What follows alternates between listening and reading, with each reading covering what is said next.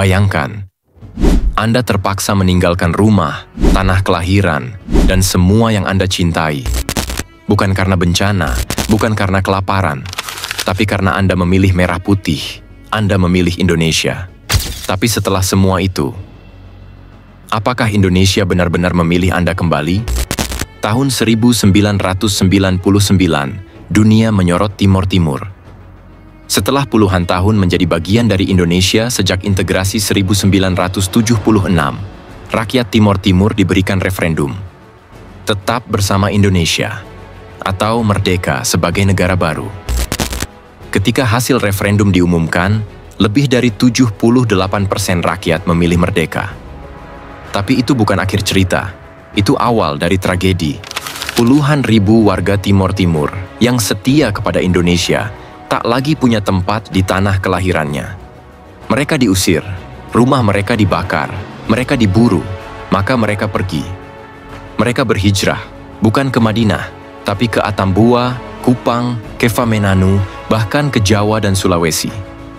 Mereka bukan imigran gelap, mereka adalah bagian dari kita. Mereka memilih Indonesia, mereka percaya pada Indonesia.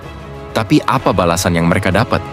Dan kita yang di camp ini hanya kerjanya ibu-ibu ini tenun, tidak ada buat apa-apa. Selama di camp 23 tahun ini ceritanya hanya bikin tais, bayar koperasi mingguan, harian itu. Tidak ada lain-lain lagi. 25 tahun telah berlalu, tapi luka mereka belum sembuh. Banyak dari mereka masih hidup dalam status pengungsi ex-Timor Timur, tinggal di lahan-lahan sementara, tanpa kejelasan status tanah, tanpa akses penuh pada pendidikan dan pekerjaan. Mereka yang dulu berani berhijrah demi merah putih, kini hidup dalam bayang-bayang keterasingan, seakan tak diakui oleh negeri yang mereka pilih. Karena kita pembela merah putih, ada waktu itu kita memilih tuh, ada pro otonomi dan pro kemerdekaan.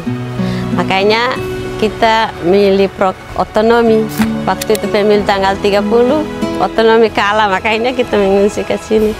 Sedih, soalnya kami masih tinggal sama-sama dengan orang tua. Kadang mau makan saja harus setengah mati.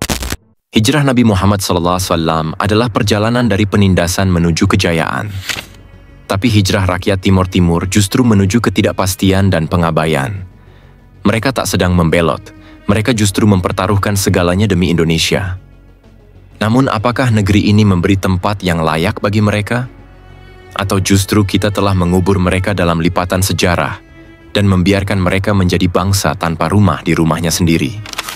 1 Muharram adalah simbol hijrah, perjalanan suci menuju perubahan. Tapi perubahan apa yang diberikan negeri ini kepada mereka? Apakah keadilan hanya milik mereka yang menang referendum?